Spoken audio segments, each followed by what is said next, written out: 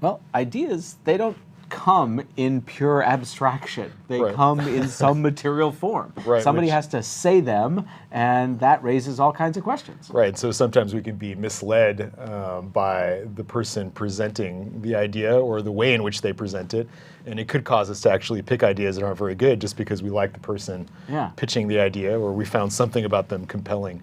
So we'll get Yeah. into what those dimensions It's are. a little bit like advertising, right? Right, exactly. Right? You Yeah, know, right. what was that product again? I Right. don't know. The people were gorgeous, So- and the music was wonderful. Forget the idea and focus on the pitch. Yep. Yep. In an ideal world, we would judge the creativity of an idea based on its content. We would just look at the idea itself and make a judgment about whether or not it's worth pursuing. But unfortunately, we can also be swayed by the characteristics of the person who's pitching the idea. The idea here really revolves around stereotypes that we have about how creative people should look or behave. So, for example, we might have stereotypes about creative people being risky or unpredictable or unconventional or quirky.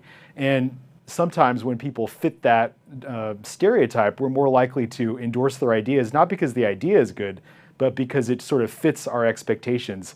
And so I'll just give you a few examples of this. One stereotype about creative people is that they're highly unconventional. And that makes sense because you need a certain level of unconventional behavior to actually be creative.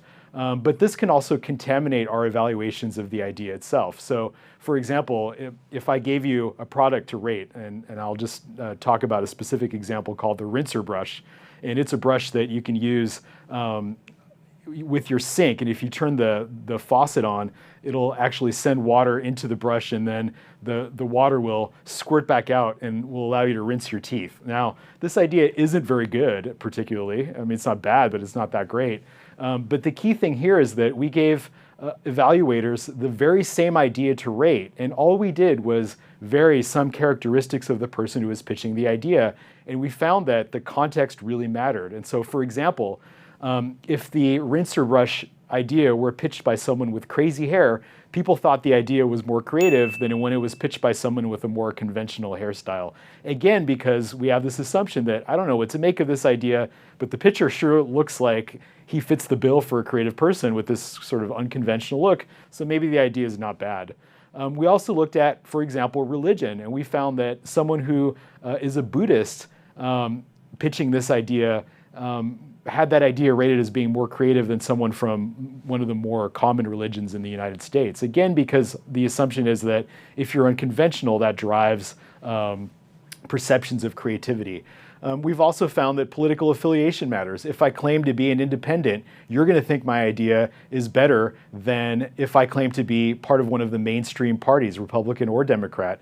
And again, it's because we assume that independents are more unconventional people are more creative, and that drives our perception of the idea itself.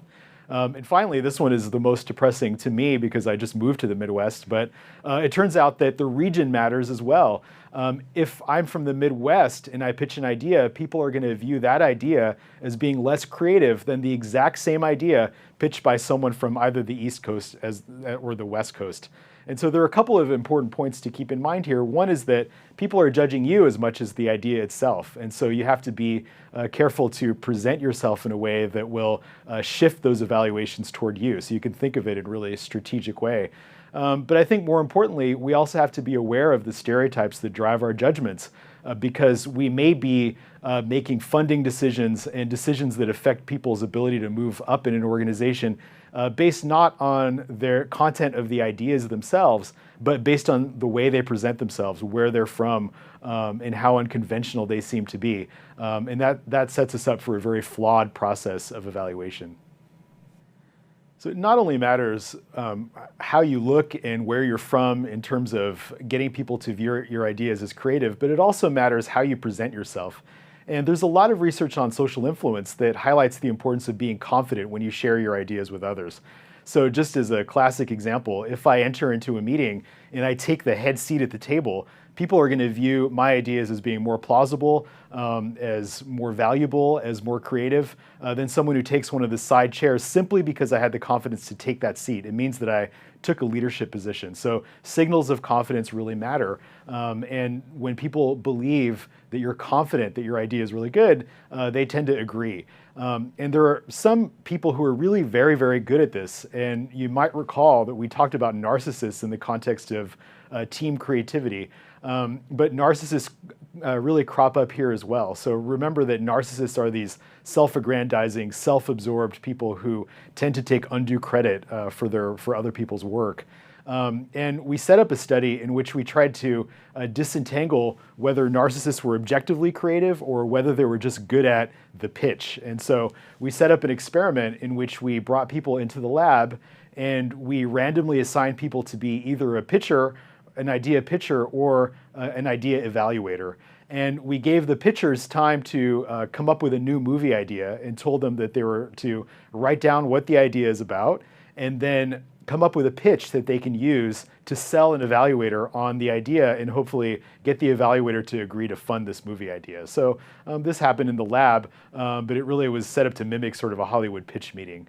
And what we found was that the more narcissistic the pitcher was, the more likely the evaluator was to rate their idea as being more creative. And so the narcissist would come into the idea pitch meeting, whether their idea was good or not, they would say, this is going to be the best idea you've heard all day.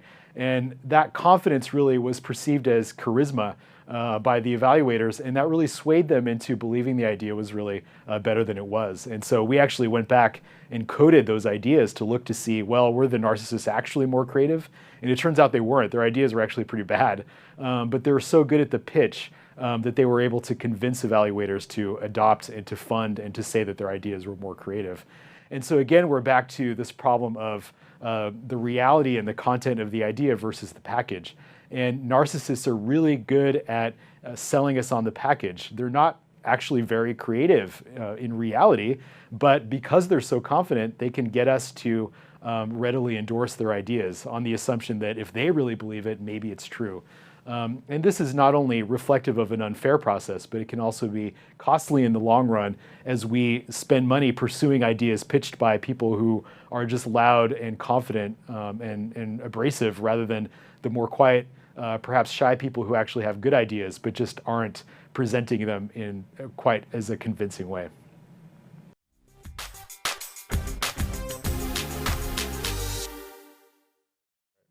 So we're trying to learn about the ideas being presented, and we draw inferences not just from the idea itself, but also from our views of how it was generated and who generated it and how they pitched it to us and all those kinds of things. Right, and a couple of important implications. One is that we can be taken in by the person presenting the idea and actually throw good money after bad, right?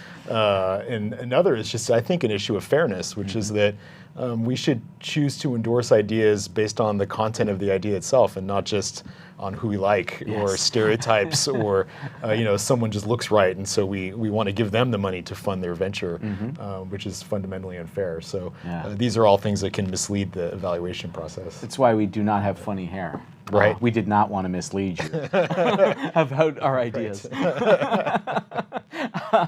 But, and even more broadly, it says we need to think about what are the criteria that we want to use when we're making these decisions about creative ideas, right? So if I'm going to try to peel away the presentational element and focus on the idea itself, okay, what am I doing to evaluate that? What's important to making this decision? So, is my role relevant? Is my expertise relevant? Is my culture relevant, right? And all those things then come to bear on how I'm going to make that evaluation decision myself. And of course, we also have to be aware of the state we're in when we're evaluating ideas. Are we anxious and uncertain? That can cause us to have a knee-jerk reaction against creative ideas, as we began this module with, Absolutely. So that uncertainty can just push us away, and make us anxious about anything new. And as a result, we're going to tamp down any kind of creative idea because that's inherently part of creativity, is that novelty. And so we're going to have then a bias, against it. Yeah, and so getting the evaluative process right is also a challenge in and of itself. Right. So we need to think about what it is we want, peel away the external environment, and then think about how to manage the context in which we're making the decision so that we would actually be capable of accepting a creative idea. Right. Yeah, a lot to learn.